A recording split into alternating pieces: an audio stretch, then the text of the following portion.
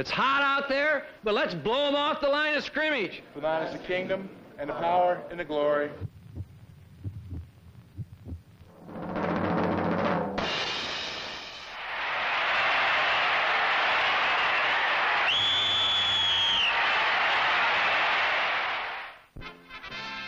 Sunday, October 22nd, 1978.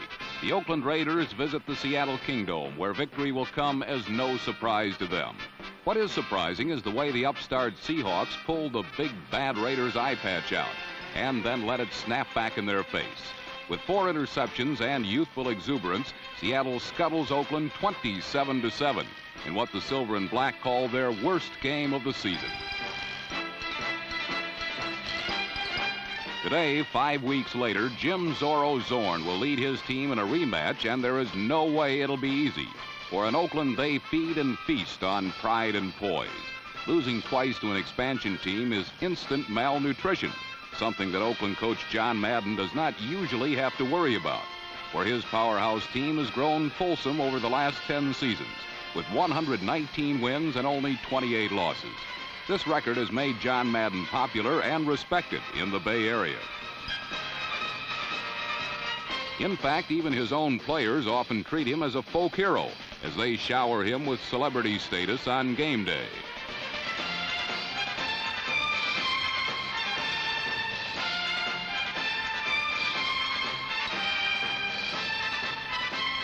Meanwhile, an even more widely known celebrity, such as film star Raider Rooter Jim Garner, seems to be left puzzled by this admirer's lack of judgment.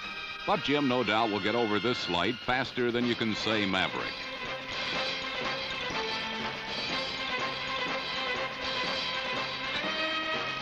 Perhaps it is also a lack of judgment for Seahawk fans to taunt the Raiders with a remembrance of bygone upsets. For the Silver and Black are talented, proud, poised, and have been known to avenge past transgressions on their illustrious record. That is exactly what they'll be setting out to do today when they try to put things in their proper perspective as the Seattle Seahawks meet the Oakland Raiders in the NFL Game of the Week.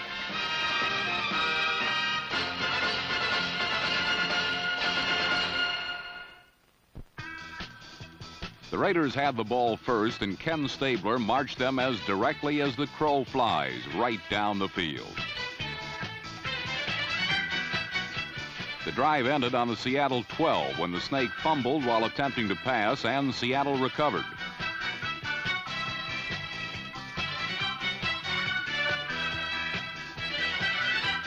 Tackle Dennis Boyd was the alert Seahawk who put Seattle in possession.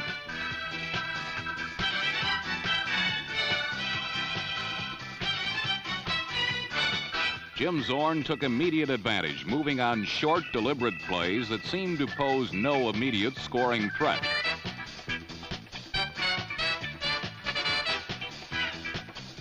But then on 2nd and 9, Zorn dropped back and fired long. At the other end was wide receiver Steve Rabel, and Seattle was on top 7-0.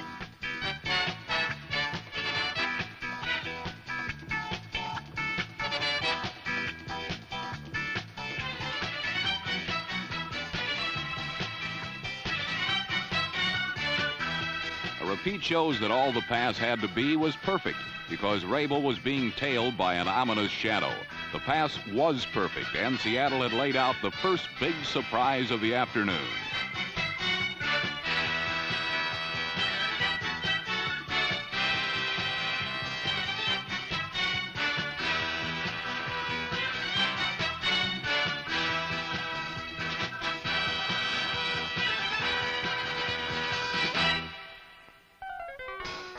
When they again took over, the Raider offense found itself outmatched, unable to generate a decent drive and relying mainly on the punting of Ray Guy to improve their field position. This Guy kick at the end of the first period put the Seahawks in a hole, and the Oakland defense kept them there. Because of this, the Raiders were in a go situation at the beginning of the second quarter.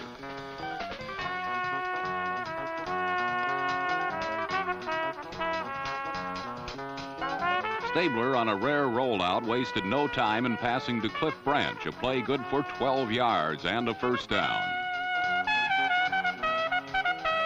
Next, number 30, Mark Van Egan, galloped around left end for a 9-yard gain that almost finished the Raiders' scoring thrust.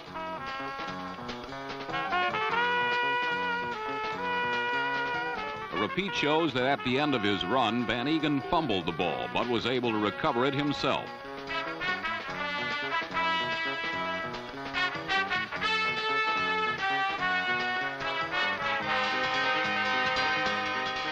Van Egan had given Raider fans a momentary scare.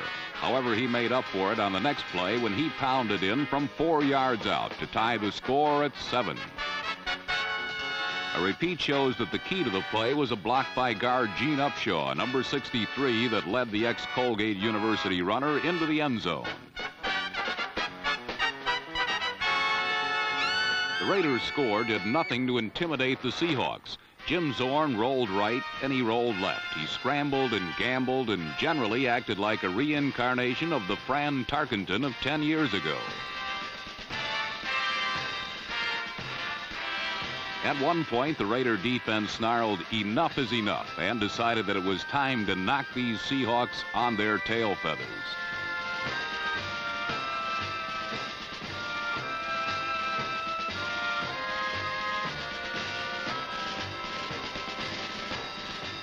Were the Seahawks impressed? Apparently not, for on the next play, with a 4th and 1 at their own 29, they had the audacity to go for it. With the Raiders massed to stop him, number 42, Don Testerman, blasted for a 5-yard pickup. The drive later stalled, but the gutty insult remained. The Raiders now knew that this game would not be won on reputation, and the offensive line began to give Stabler enough time to soft-boil a 3-minute egg before throwing.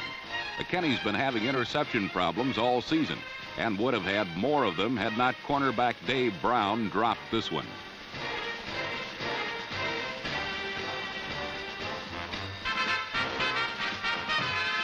Sticking to the safer ground route, Stabler found the Seahawks flying and swarming in group pursuit that allowed only one run of over 9 yards in the first half.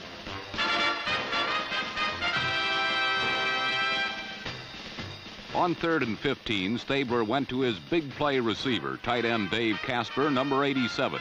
The officials were gracefully aided in marking the ball, and the Raiders had a first down.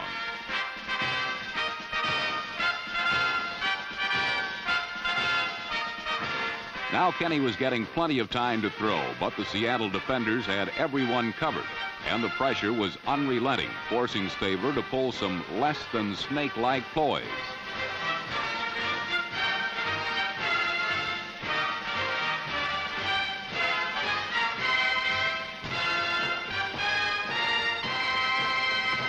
While Seattle was playing tough D, the Raiders also had to be commended for holding the Seahawks to a measly 31 yards on the ground in the entire first half.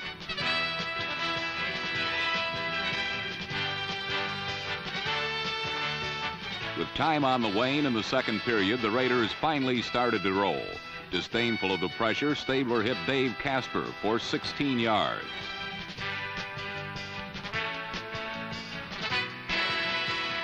The beat and the Cobra strike rhythm were there as he followed that with a 13-yarder to Cliff Branch, number 21.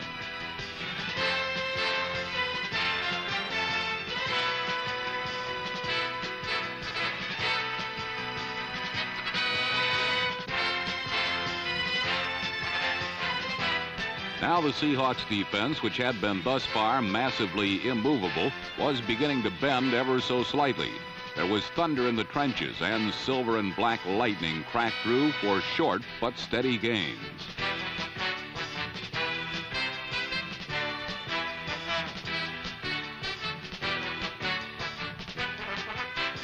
On a 1st and 10, Stabler again went to Branch. It was good for 12 yards to the Seattle 21-yard line.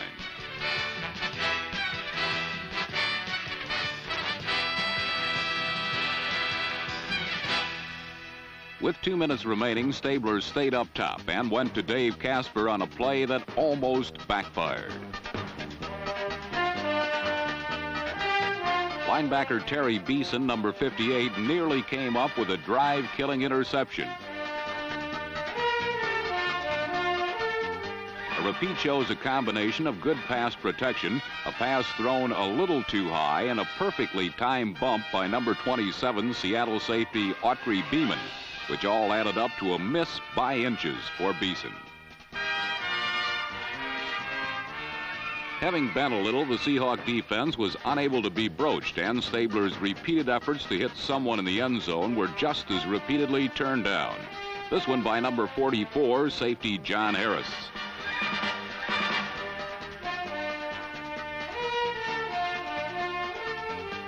So with 1:03 remaining, Errol Mann was called upon to send a 26-yard field goal through the goalpost for a 10-7 Raider lead. Not content to run out the clock, the clawing Seahawks were still gambling as the half ended. Had they no respect? Had they no fear? In the end, the intentional grounding call did not go John Madden's way. In fact, considering the home advantage, the revenge factor, and the Raiders' playoff needs, it seemed that very little in the first half had gone as well as Raider fans could have wanted.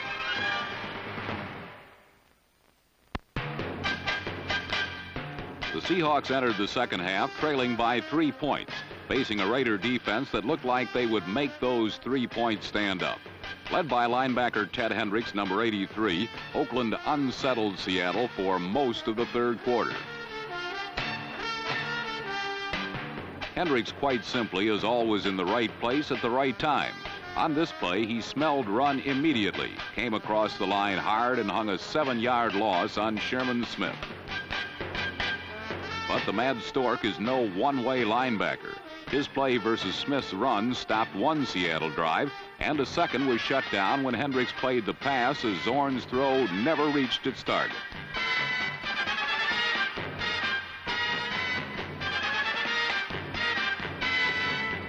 Hendricks had almost single-handedly stopped 2 Seahawk advances, but he had another big play still left in him. It would come at the end of a third Seattle soiree that crossed into Oakland territory on the bullseye passing of Jim Zorn. Zorn would complete 23 passes, mostly by throwing underneath the Oakland linebacker drops. After the catch, Zorn's receivers were on their own against the tough Raider secondary that held all but 2 of Zorn's 23 completions to less than 20-yard gains.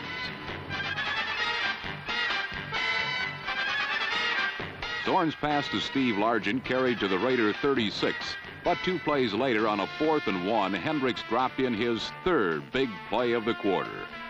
Don Testerman had been stopped short of a first down, but fumbled forward. Had one of his teammates recovered, Seattle would have had a drive-sustaining first down. But when they unpiled, there was omnipresent number 83, who made his third big play of the third quarter, keeping Seattle on the downside of a 10-7 score. With less than 5 minutes to go in the quarter, a 3-point deficit still stared down on Zorn and the Seahawks. The points were looking bigger and bigger as another Raider linebacker, Phil Villapiano, number 41, zapped Zorn for a 6-yard loss. Villapiano is another active linebacker in Oakland's 3-4 defense, and his sack of Zorn grounded the beginning of Seattle's next drive. But though the Seahawks began by having their wings clipped, they eventually soared into the end zone as Zorn kept zinging in the face of the Raiders' rampaging pass rush.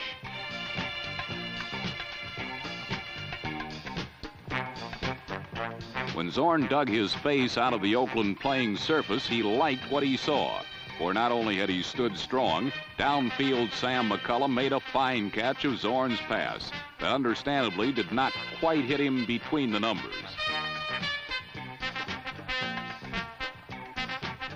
Zorn's pocket courage is only one facet that has made him one of the game's top quarterbacks. Another is his ability, even desire, to run.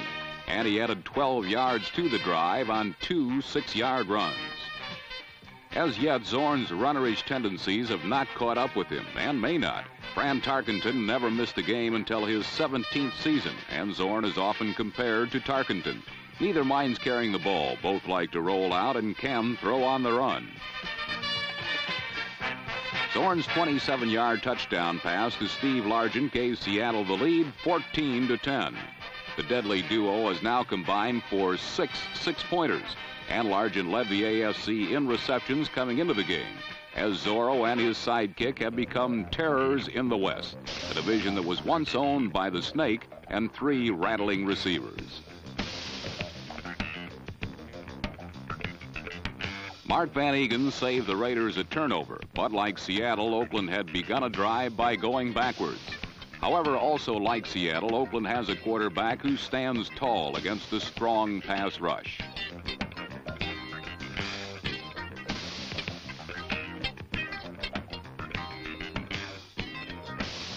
A repeat of Stabler's 20-yard completion to Dave Casper reveals that while the Snake does not have Zorro's knees, he still knows his way around a pass pocket and will hold on until the last possible instant before hissing another completion downfield. Following Seattle's score, Stabler immediately moved the Raiders into Seahawks territory. Their first drive did not net any points, but their second would put Oakland back in the lead as the Raiders went 62 yards in just 3 plays.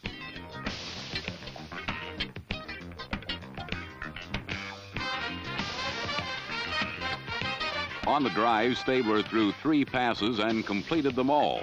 The last came after a strong pump fake that freed tight end Dave Casper, who slid into home and put Oakland on top.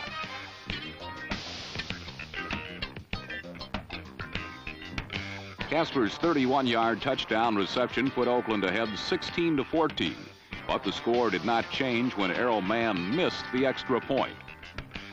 Instead of a 3-point lead, Oakland had only a 2-point advantage, and with 9.5 minutes to go, a field goal could still give Seattle the game.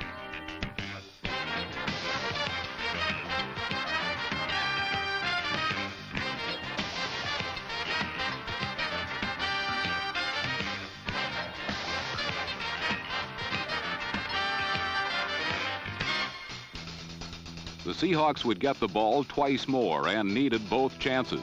Their first shot was muffled when an unusual non-exchange between Zorn and Art Kuhn brought a drive-killing procedure penalty. When Seattle then failed on a 4th down gamble from their own territory, the missed extra point seemed insignificant as Oakland moved toward a clinching touchdown.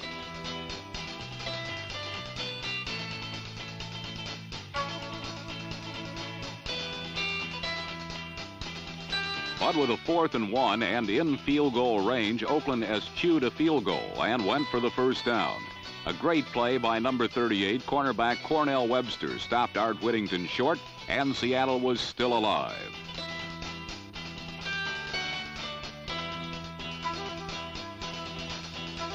Had Oakland tried and made a 38-yard field goal, Seattle would have needed a touchdown to win.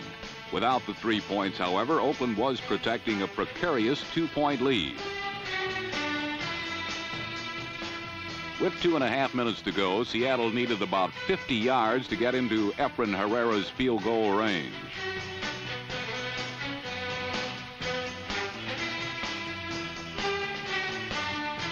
Hendricks, you remember him, had reason to be kicking, for he had booted an interception that would have shot down the Seahawks for good. Instead, Seattle kept picking themselves up, twice converting 3rd down plays as they drove into winning field goal range. When Willie Hall knocked down a 2nd down pass, Seattle faced their third down must situation. A Zorn pass to Duke Ferguson left Seattle 1 yard short, and the Seahawks were forced to use their last timeout. Seattle now faced an interesting predicament. They had a 4th down, but were left with a 50-yard field goal try, a bit long. An incomplete pass would turn the ball over on downs. A run might run out the clock. But here the Seahawks performed beyond their years.